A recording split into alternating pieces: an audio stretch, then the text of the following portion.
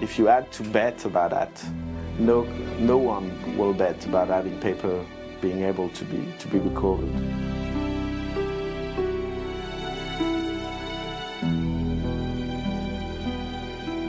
Living treasures of music sheets, banknotes, letters, and diaries survived because they were stuffed away inside leather bags, protected from the elements.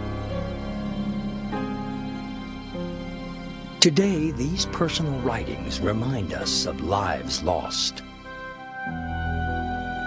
Roy sends best wishes. Wishes he was traveling like you. I wish you prosperity wherever you go. Hello, Roy. Yours sincerely, Wishing you Mrs. a Merry Christmas and a Happy New Year. Hope to hear from you in the new year. I am just living from day to day for the time when you will be back. I could not be untrue even if I wanted to.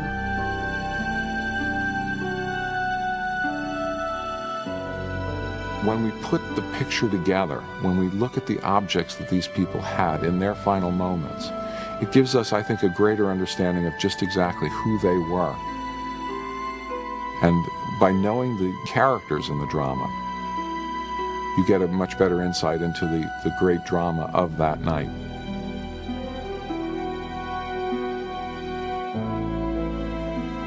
In all, some 5,000 Titanic artifacts have been recovered. Many can now be seen in exhibits throughout the world. Each reaches out in an intimate human way to keep the memory of Titanic alive.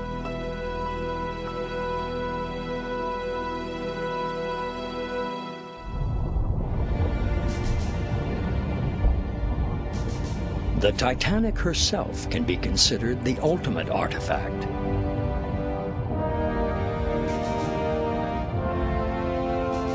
But the ship can never be raised, never preserved.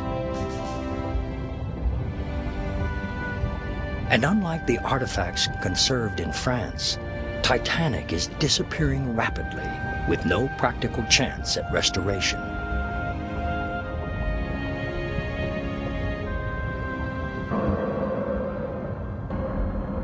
At the Titanic site, Roy Colomar is retrieving his rustical traps.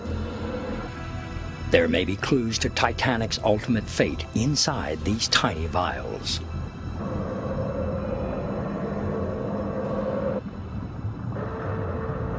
And maybe we're approaching the time when the Titanic is going to become very fragile.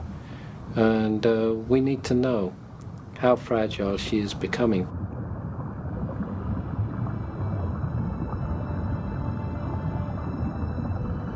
The rustical structures are extremely delicate, and they are collected gingerly.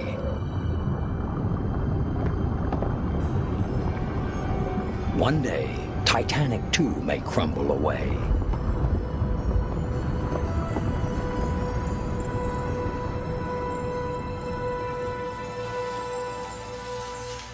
Back in his lab, Colomar is quick to get to work.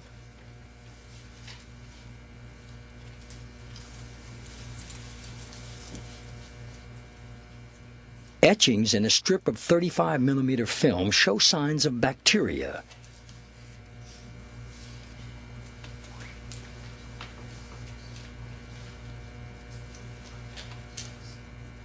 These trails were created as the bacteria ate the gelatin in the film. For Colomar, these colorful etchings are a sign of vigorous life at the Titanic site.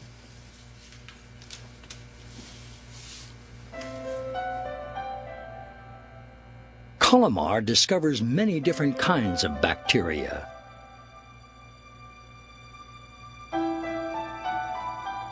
The solutions in the red cap tubes show discoloration, proving the existence of iron-eating bacteria.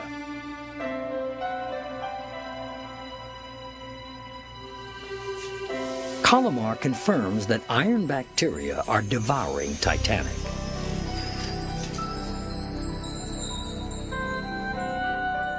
It's a complicated living system, and it's not just one species. We've already isolated a number of community structures of bacteria from there.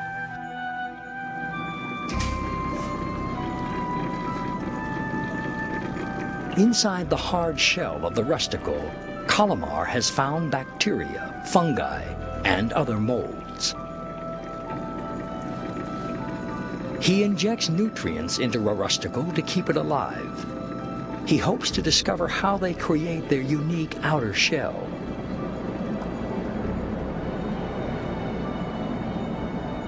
The anatomy of the rusticle is complicated.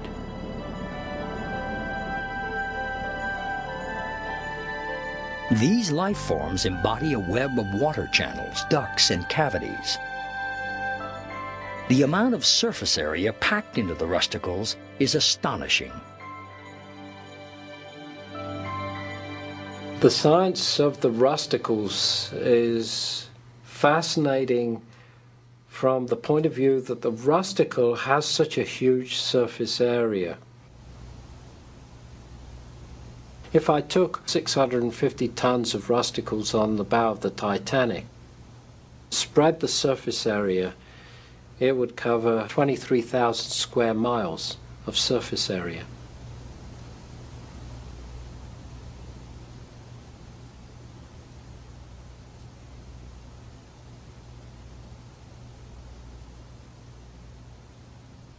So essentially we're seeing that there's a complex community. We don't understand all of the components. This is a new part of science that we're only just beginning to explore, the edge of yet another universe. Colomar extracts some of Titanic's iron each time he dries out a sample of rusticle.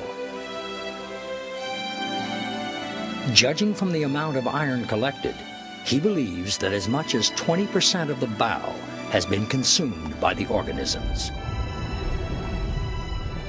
And from the philosophical point of view, what I see there is we're seeing the inevitability. Everything recycles, absolutely everything. Today, the story of Titanic is moving into her final chapter.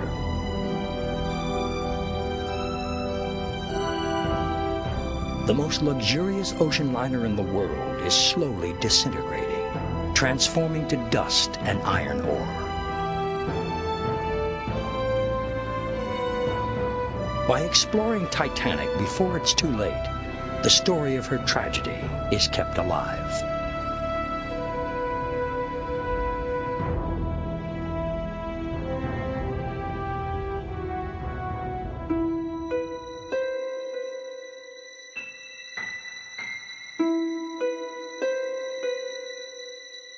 In the light of morning, the survivors of the Titanic disaster found themselves adrift in the cold North Atlantic.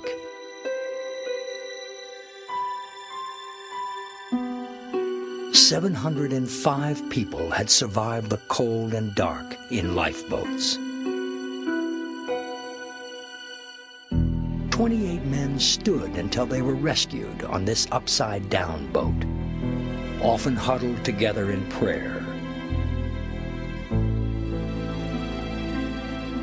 The passenger ship Carpathia rescued many survivors that morning. While the rest of the world waited to hear what had happened, most survivors were silent, quiet, stunned. They would complete their voyage to New York, but nothing had turned out as planned. In Titanic's giant berth, her lifeboats were placed where the great ship should have been. A place of joyous arrival was instead a reminder of tragic loss.